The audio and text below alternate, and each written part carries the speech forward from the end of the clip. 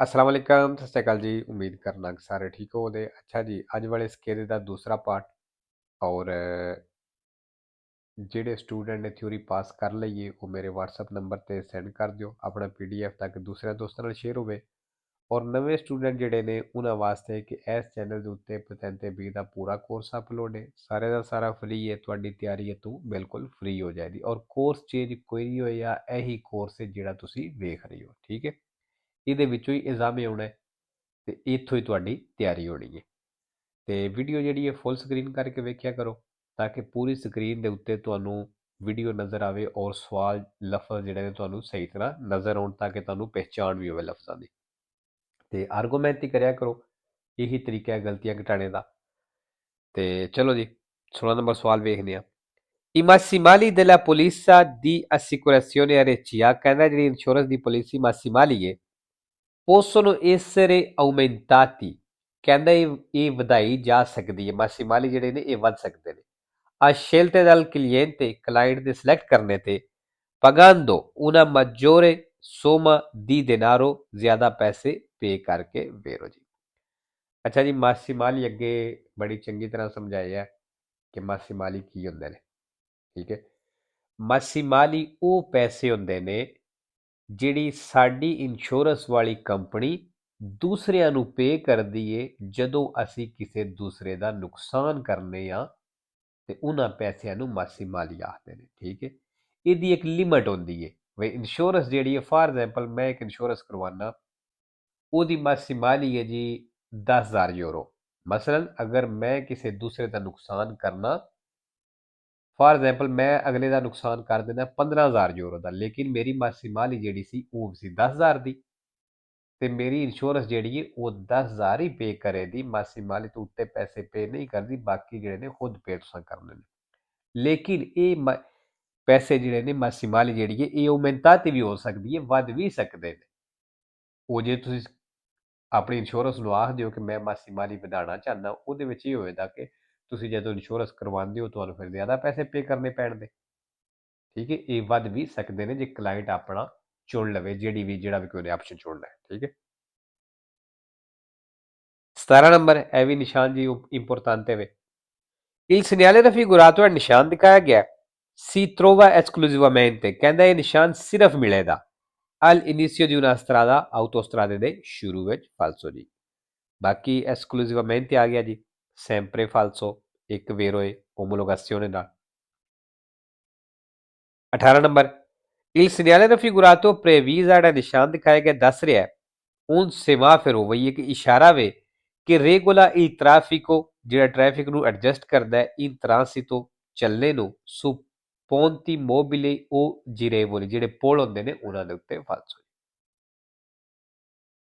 19 number lo spazio di frenatura, ਕਹਿੰਦਾ ਜਿਹੜੀ spazio di frenatura ਵੇ si quadruplica, ਇਹ 4 ਗੁਣਾ ਹੋਵੇਗੀ se la velocità si raddoppia, ਅਗਰ ਸਪੀਡ ਦੁਗਣੀ ਹੈ ਵੇਰੋ ਜੀ। ਅੱਛਾ ਜੀ, ਅੱਗੇ ਵੀ ਬੜੀ ਵਾਰ ਸਮਝਾਣਾ, ਬਾਰ-ਬਾਰ ਇਸ ਨੂੰ ਸਮਝਾ ਦੇਣਾ ਕਿ ਹੋ ਸਕਦਾ ਕਿਸੇ ਨੂੰ ਇਸ ਚੀਜ਼ ਦਾ ਨਾ ਪਤਾ ਵੇ। ਰਦੋਪੀਆ ਕਿਹਨੂੰ ਆਖਦੇ ਨੇ? ਦੋ ਨੂੰ। ਔਰ ਦੱਸਿਆ ਵੀ ਜਿਹੜਾ ਐਂਡ ਤੇ ਲਫ਼ਜ਼ ਹੋਵੇਗਾ ਉਹਨੂੰ ਉਹਨੇ ਨਾਲ ਹੀ ਤੁਸੀਂ ਜ਼ਰਬ ਦੇਣੀ ਹੈ। ਦੋ ਹੈ, ਦੋ ਨੂੰ ਦੋ ਨਾਲ ਹੀ ਜ਼ਰਬ ਦੇਣੀ ਹੈ ਤੇ ਕੀ ਆਉਂਦਾ ਹੈ? 4। ਠੀਕ ਹੈ, ਇੱਥੇ ਪਿੱਛੇ ਇਹ ਵਾਲਾ ਜਵਾਬ ਆਉਣਾ ਚਾਹੀਦਾ ਹੈ। ਠੀਕ ਹੈ, ਇਹ 4 ਆਇਆ ਜੀ। ਕੁਆਦਰੂਪਲੀਕਾ ਕਿਹਨੂੰ ਆਖਦੇ ਨੇ? 4 ਨੂੰ, ਤੇ ਇਹ ਸਵਾਲ ਵੇਰ ਹੋਵੇਗਾ। ਠੀਕ ਹੈ, 20 number nella fase di sorpasso, ਕਹਿੰਦਾ ਓਵਰਟੇਕ ਦੇ ਵਿੱਚ il conducente è tenuto, ਡਰਾਈਵਰ ਪਾਬੰਦ ਹੈ a evitare di stringere, ਵਈ ਜ਼ਿਆਦਾ ਨਜ਼ਦੀਕ ਹੋਣੇ ਤੋਂ ਬਚਣਾ ਹੈ। ਉਹਦੀ tagliare la strada, ਤੇ ਰਸਤਾ ਕੱਟਣੇ ਤੋਂ ਵੀ ਬਚਣਾ ਹੈ। al veicolo, ਉਸ ਗੱਡੀ ਦਾ sorpassato, ਜਿਹਨੂੰ ਤੁਸੀਂ ਓਵਰਟੇਕ ਕੀਤਾ ਹੈ ਵੇਰੋ। ਜਿਹੜੀ ਗੱਡੀ ਨੂੰ ਅਸੀਂ ਓਵਰਟੇਕ ਕਰਨੇ ਆ ਪਏ ਉਹਦੇ ਜ਼ਿਆਦਾ ਸਟ੍ਰਿੰਜਰ ਨਹੀਂ ਹੋਣਾ, ਮਤਲਬ ਉਹਦੇ ਬਿਲਕੁਲ ਨਜ਼ਦੀਕ ਨਹੀਂ ਹੋਣਾ ਉਹ ਕ੍ਰਾਸ ਕਰਦਿਆਂ ਹੋਇਆ, ਤੇ ਉਹਦਾ ਰਸਤਾ ਵੀ ਨਹੀਂ ਕੱਟਣਾ। ਰਸਤੇ ਕੱਟਣੇ ਤੋਂ ਮਤਲਬ ਯਕਦਮ ਉਹਦੇ ਅੱਗੇ ਵੀ ਨਹੀਂ ਆਉਣਾ, ਇਸ ਚੀਜ਼ ਤੋਂ ਬਚਣਾ ਹੈ। 21 ਨੰਬਰ ਨਿਸ਼ਾਨ ਤੁਸੀਂ ਵੇਖ ਲਿਆ ਜੀ, ਅਬਲਿਆਨ ਤੇ ਜਿਹੜੀ ਫੁੱਲ ਲਾਈਟ ਹੁੰਦੀ ਹੈ ਉਹਦਾ ਸਪੀਆ ਵੇ, ਮਤਲਬ ਉਹਦਾ ਨਿਸ਼ਾਨ ਹੈ, ਔਰ ਇਹਦਾ ਸਪੀਆ ਹੁੰਦਾ ਹੈ ਬਲੂ ਕਲਰ ਦਾ। Il simbolo raffigurato, ਨਿਸ਼ਾਨ ਦਿਖਾਇਆ ਗਿਆ posto su una spia, ਕਹਿੰਦੇ ਇੱਕ ਸਪੀਏ ਤੇ ਵੀ ਲੂਚੇ ਵੇਰਦੇ, ਜਿਹਦੀ ਵੇਰਦੇ ਲਾਈਟ ਹੈ। ਫਾਲਸੋ ਜੀ, ਵੇਰਦੇ ਨਹੀਂ, ਇਹਦੀ ਬਲੂ ਲਾਈਟ, ਬਲੂ ਹੁੰਦੀ ਹੈ ਲਾਈਟ। 22 ਨੰਬਰ ਇਹ opportuno per il conducente, ਕਹਿੰਦਾ ਡਰਾਈਵਰ ਨੂੰ ਚਾਹੀਦਾ ਜਾਂ ਕਹਿ ਲਓ ਡਰਾਈਵਰ ਵਾਸਤੇ ਸਲਾਹ ਵੇ che accusa segni di stanchezza, ਜਿਹੜਾ ਥਕਾਵਟ ਮਹਿਸੂਸ ਕਰ ਰਿਹਾ ਹੈ, avvicinarsi il più possibile, ਕਿ ਉਹ ਨਜ਼ਦੀਕ ਹੋ ਜਾਏ ਜਿਤਨਾ ਹੋ ਸਕਦਾ ਹੈ al veicolo che lo precede nella marcia, ਉਸ ਗੱਡੀ ਦੀ ਜਿਹੜੀ ਅੱਗੇ ਚੱਲਦੀ ਹੈ ਪਈ ਫਾਲਸੋ ਜੀ। ਅੱਛਾ ਜੀ, ਇਹ ਸਵਾਲ ਫਿਰ ਆਉਣਾ ਸ਼ੁਰੂ ਹੋ ਗਿਆ ਤੇ ਇਹ ਸਵਾਲ ਵੀ ਆਪਣਾ ਮਤਲਬ ਪੂਰਾ ਪੇਜ ਹੀ ਕਰ ਲੈਣਾ, ਠੀਕ ਹੈ। ਹੁਣ ਫਿਰ ਇਹ ਐਗਜ਼ਾਮ ਵਿੱਚ ਆਉਣਾ ਸ਼ੁਰੂ ਹੋ ਗਿਆ। 3 number La manomissione dell'impianto di scarico, ਕਹਿੰਦਾ ਜਿਹੜਾ scarico ਵਾਲਾ ਸਿਸਟਮ ਹੈ ਮਤਲਬ ਸਲੈਂਸਰ ਦਾ ਹੋ ਗਿਆ, ਇਹਨੂੰ manomissione ਕਰ ਸਕਦੇ ਹੋ, ਮਤਲਬ ਇਹਦੇ ਵਿੱਚ ਕੋਈ ਚੇਂਜਿੰਗ ਵਗੈਰਾ ਕਰ ਸਕਦੇ ਹੋ। non comporta alcuna sanzione, ਕਹਿੰਦਾ ਕੋਈ ਵੀ sanzione ਨਹੀਂ ਹੁੰਦਾ, ਕੋਈ ਜੁਰਮਾਨਾ ਨਹੀਂ ਹੁੰਦਾ। perché ਕਿਉਂ si circoli solo nei centri urbani, ਜੇ ਤੁਸੀਂ centri urbani ਵਿੱਚ ਚੱਲਦੇ ਹੋ ਮਤਲਬ ਆਬਾਦੀ ਸ਼ਹਿਰ ਪਿੰਡ ਦੇ ਵਿੱਚ ਚੱਲਦੇ ਹੋ। ਫਾਲਸੋ। 24 ਨੰਬਰ ਦੀ ਤਸਵੀਰ ਇੰਪੋਰਟੈਂਟ ਹੈ, ਬੜੀ ਵਾਰੀ ਦੱਸੀ ਹੈ, ਹਰ ਸਿੱਕੇ ਦੇ ਵਿੱਚ ਤਕਰੀਬਨ ਆਈ ਹੁੰਦੀ ਹੈ।